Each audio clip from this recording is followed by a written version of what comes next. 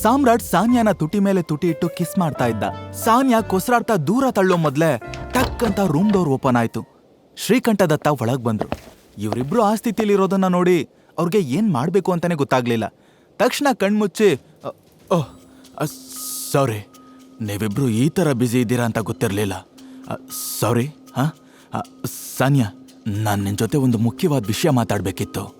ನನ್ಗಿವಾಗ ಒಂದು ಅಪಾಯಿಂಟ್ಮೆಂಟ್ ಇದೆ, ಅದಕ್ಕೆ ನೀನು ನನ್ನ ಜೊತೆ ಜಾಯ್ನ್ ಆಗ್ಬೇಕು ಅಂದ್ರು. ತಕ್ಷಣ ಸಾನ್ಯಾ ಸಾಮ್ರಾಟ್ನ ದೂರ ತಳ್ಳಿದ್ಲು. ಆದ್ರೂ ಅವನ ಕೈ ಇನ್ನೂ ಅವಳು ಸೊಂಟದ ಮೇಲೆ ಇತ್ತು. ಸಾನ್ಯಾ ಮುಜುಗರದಲ್ಲೇ ಶ್ರೀಕಂಠದತ್ತನ್ನ ನೋಡ್ತಾ, ಯಾವ ಅಪಾಯಿಂಟ್ಮೆಂಟ್ ಬಗ್ಗೆ ಹೇಳ್ತಾ ಇದ್ದೀರಾ ತಾತ? ಅದನ್ನ ನಾವು ಬ್ರೇಕ್ಫಾಸ್ಟ್ ಮಾಡ್ತಾ ಮಾತಾಡೋಣ. ಜಸ್ಟ್ ಹರಿ ಅಪ್, ನನಗೆ ಟೈಮ್ ಇಲ್ಲ. ಪಕ್ಕದಲ್ಲೇ ಇದ್ದ ಸಾಮ್ರಾಟ್ ಅವಳನ್ನ ಕಾಲು ಎಳಿತಾ, ಏನು ತುಂಬಾ ಸಂತೋಷವಾಗಿರೋ ತರ ಕಾಣ್ತಿದ್ಯಾ ಅಂದ. ಅವನ್ ವಾಯ್ಸ್ ಕಿವಿ ಮೇಲೆ ಬೀಳ್ತಿದ್ದ ಹಾಗೆ ಸಾನಿಯಾ ಮುಖದಲ್ಲಿದ್ದ ಪುಟ್ಟ ನಗು ಮಾಯ ಆಗಿ ಕೋಪ ಸರ್ರಂತ ನೆತ್ತಿಗೇರ್ತು. ನನ್ ಜೊತೆನೆ ಹೀಗ್ ಬಿಹೇವ್ ಮಾಡೋದಕ್ಕೆ ಎಷ್ಟೋ ಧೈರ್ಯ ನಿನ್ಗೆ? ಅದು ನನಗೆ ಕಿಸ್ ಕೊಡ್ತ್ಯಾ ಇಡಿಯಟ್ ಅಂತ ಬೈದು ತನ್ನ ಸೊಂಟದಲ್ಲಿದ್ದ ಸಾಮ್ರಾಟ್ ಕೈನ ಕಿತ್ತೆಸದ್ಲು. ಅವಳಿಗೆ ಸಾಮ್ರಾಟ್ನ ಇನ್ನೂ ಉಗ್ದು ಉಪ್ಪಿನಕಾಯಿ ಹಾಕ್ಬೇಕು ಅಂತ ಅನ್ನಿಸ್ತಾ ಇತ್ತು. ಬಟ್ ಇವಾಗ ಅವಳ ಹತ್ರ ಅಷ್ಟೊಂದು ಟೈಮ್ ಇರ್ಲಿಲ್ಲ. ಸೀದಾ ವಾಶ್ರೂಮ್ಗೆ ಹೋಗಿ ಗಸಗಸ ಅಂತ ಅವ್ನ್ ಕಿಸ್ ಕೊಟ್ಟಿರೋ ತುಟಿನ ಉಜ್ಜಿ ತೊಳ್ಕೊಳ್ಳೋದಕ್ ಶುರು ಮಾಡುದು. ಅವಳ ರೂಮಿಂದ ಆಚೆ ಹೋದ್ಮೇಲೆ ಅವನು ರೆಡಿ ಆಗ್ಬೇಕಾಗಿತ್ತು. ಬಟ್ ಅವಳು ಲೇಟ್ ಮಾಡಿದ್ರಿಂದ ಅವ್ನು ರೆಡಿ ಆಗೋದು ಕೂಡ ಲೇಟ್ ಆಯ್ತು. ಇವತ್ತು ಖಂಡಿತ ತನಗೆ ಬ್ರೇಕ್ಫಾಸ್ಟ್ ಸಿಗಲ್ಲ ಅನ್ನೋ ಡೌಟ್ ಅಲ್ಲೇ ಡೈನಿಂಗ್ ಹಾಲಿಗೆ ಬಂದ. ಅಲ್ಲಿ ಶ್ರೀಕಂಠದತ್ತ ಸಾನ್ಯಾ ಜೊತೆ ಒಂದು ಮುಖ್ಯವಾದ ವಿಷಯದ ಬಗ್ಗೆ ಮಾತಾಡ್ತಿದ್ರು. ಸಾನ್ಯಾ, ಏಕೆ ಪ್ರೈವೇಟ್ ಲಿಮಿಟೆಡ್ ನಮ್ಗೆ ಒಂದು ಕಾಂಟ್ರಾಕ್ಟ್ ಕೊಡೋದಕ್ಕೆ ರೆಡಿ ಆಗಿದ್ದಾರೆ. ಆ ಡೀಲ್ನ ಡಿಸ್ಕಸ್ ಮಾಡುವಾಗ ನೀನು ನಮ್ಮ ಕಂಪ್ನಿನ ರೆಪ್ರೆಸೆಂಟ್ ಮಾಡಬೇಕು ಅಂತ ಅವ್ರು ಬಯಸ್ತಿದ್ದಾರೆ. ಸೊ ಈ ಮೀಟಿಂಗ್ನ ನೀನು ಅಟೆಂಡ್ ಮಾಡಲೇಬೇಕು. ಶ್ರೀಕಂಠದತ್ತ ಅವರ ಮಾತು ಕೇಳಿ ಸಾಮ್ರಾಟ್ ಮುಖದಲ್ಲಿ ಲೈಟ್ ಆಗಿ ನಗು ಬಂತು. ಇದೆಲ್ಲ ಸಾಮ್ರಾಟೆ ಅಕ್ರಮ್ ಹತ್ರ ಹೇಳಿ ಮಾಡ್ಸಿದ್ದ.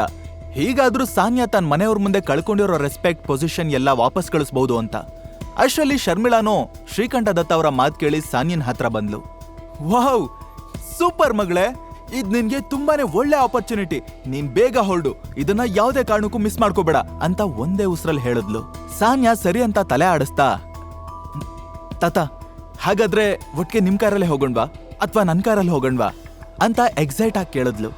ಸಾಮ್ರಾಟ್ ದೂರದಲ್ಲೇ ನಿಂತ್ಕೊಂಡು ಮುಗುಳ್ನಗ್ತಾ ಸಾನ್ಯನ್ ಮುಖದಲ್ಲಿರೋ ಖುಷಿ, ಎಕ್ಸೈಟ್ಮೆಂಟ್ ನ ನೋಡ್ತಾ ಇದ್ದ.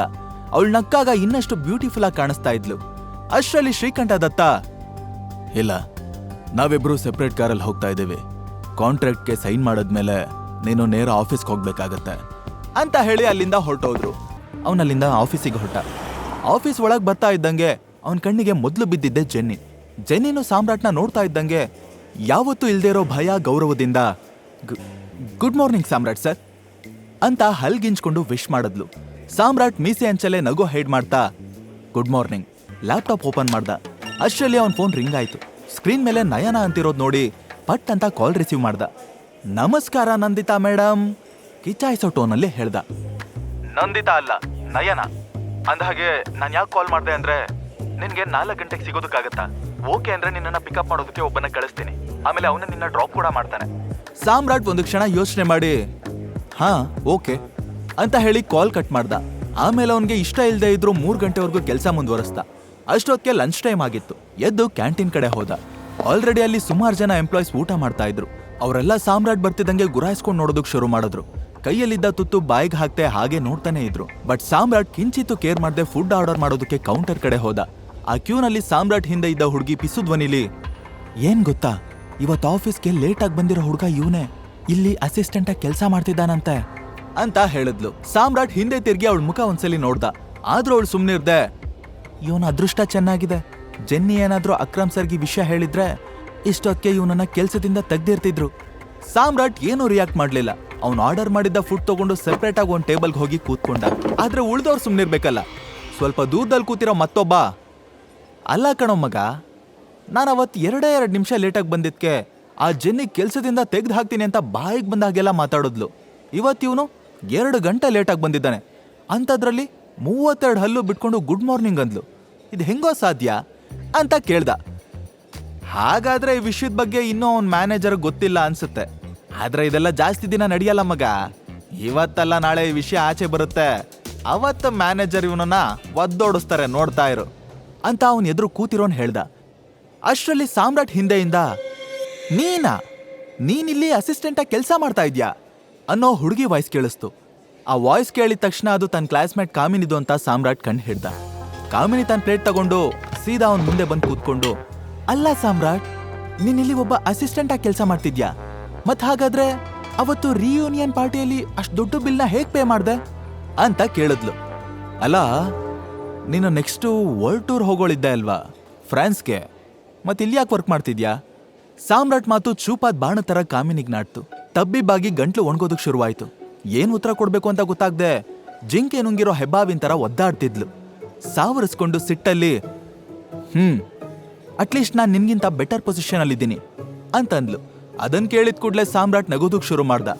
ಸೌತೆಕಾಯಿ ಪೀಸ್ನ ತೆಗೆದು ಬಾಯಲ್ಲಿಟ್ಕೊಂಡು, ಹಾಗಾದ್ರೆ ಅವತ್ ನೀನ್ ಹೇಳಿದ್ದೆಲ್ಲ ಸುಳ್ಳ?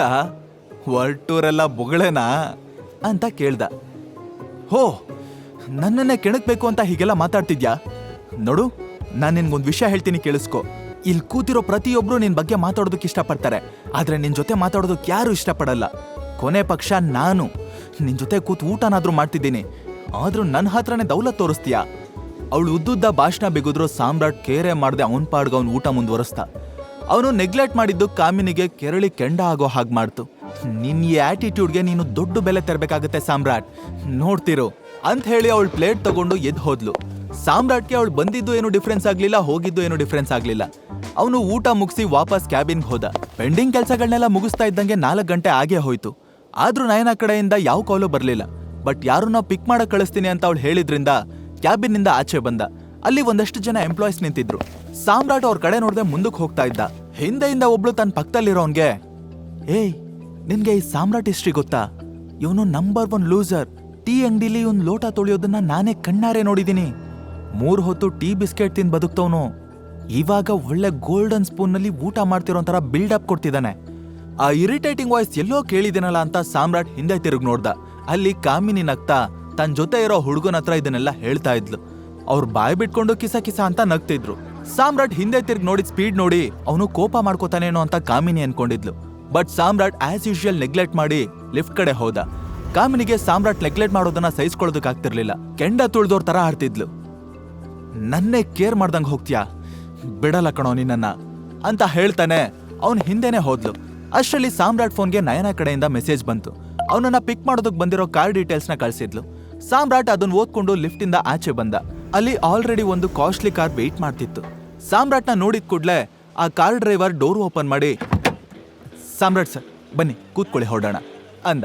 ಸಾಮ್ರಾಟ್ ಹಿಂದೆನ ಬರ್ತಿದ್ ಕಾಮಿನಿ ಅದನ್ನೆಲ್ಲ ನೋಡಿ ಕನ್ಫ್ಯೂಸ್ ಆಗೋದ್ಲು. ಏನು, ಇವನ್ಗೋಸ್ಕರ ಇಷ್ಟೊಂದು ಕಾಸ್ಟ್ಲಿ ಕಾರ್ ವೇಟ್ ಮಾಡ್ತಿದ್ಯಾ?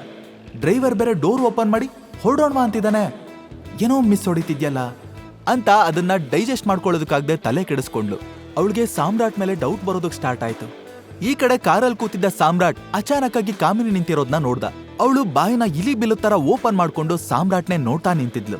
ಅಷ್ಟರಲ್ಲಿ car driver, sir music on ಮಾಡ್ಲಾ ಅಂತ ಕೇಳ್ದ.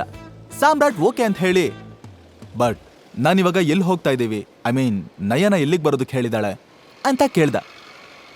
ನಯನ ಪ್ಯಾರಡೈಸ್ಗೆ ಸರ್ ಅಂತ ಹೇಳಿ ಡ್ರೈವರ್ ಸ್ಪೀಡ್ ಜಾಸ್ತಿ ಮಾಡ್ದ. ನಯನ ಪ್ಯಾರಡೈಸ್ ಹೆಸರು ಕೇಳಿ ಸಾಮ್ರಾಟ್ ತುಟಿ ಅಂಚಲ್ಲೇ ನಕ್ಕ. ಈ ಕಡೆ ಕಾಮಿನಿಗೆ ರಸ್ತೆ ತಿರುವಲ್ಲಿ ಮರೆ ಆಗ್ತಿರೋ ಆ ಕಾಸ್ಟ್ಲಿ ಕಾರನ್ನೇ ನೋಡ್ತಾ ನೋಡ್ತಾ BP ನಿಧಾನವಾಗಿ ರೈಸ್ ಆಗ್ತಾ ಇತ್ತು. ಅಷ್ಟಕ್ಕೂ ನಯನ ಸಾಮ್ರಾಟ್ನ ಮನೆ ಕರೆದಿರೋದು ಯಾಕೆ? ಕಾಮಿನಿ ಸಾಮ್ರಾಟ್ನ ಹಿಡನ್ ಐಡೆಂಟಿಟಿ ಬಗ್ಗೆ ತಿಳ್ಕೊಂಡ್ಬಿಡ್ತಾಳ. ಮುಂದಿನ ಎಪಿಸೋಡ್ ನಲ್ಲಿ ಇದಕ್ಕೆಲ್ಲ ಉತ್ತರ ಇದೆ, ಕೇಳಿಸ್ಕೊಳ್ಳಿ. Tiger returns only on pocket FM. ಈಗ ನೀವು ಪಾಕೆಟ್ FM ನಲ್ಲಿರೋ ಎಲ್ಲಾ ಶೋಗಳನ್ನ ಈಸಿಯಾಗಿ ಕೇಳಬಹುದು. ಈಗಲೇ ಡೌನ್ಲೋಡ್ ಮಾಡಿ ಪಾಕೆಟ್ FM ಮತ್ತು ಕೇಳಿ ದೇಶ ವಿದೇಶದಲ್ಲಿ ಫೇಮಸ್ ಆಗಿರೋ ಟೈಗರ್ ರಿಟರ್ನ್ಸ್ ಅನ್ನೋ ಮೈ ನವಿರೇಳಿಸೋ ಕಥೆಯನ್ನ.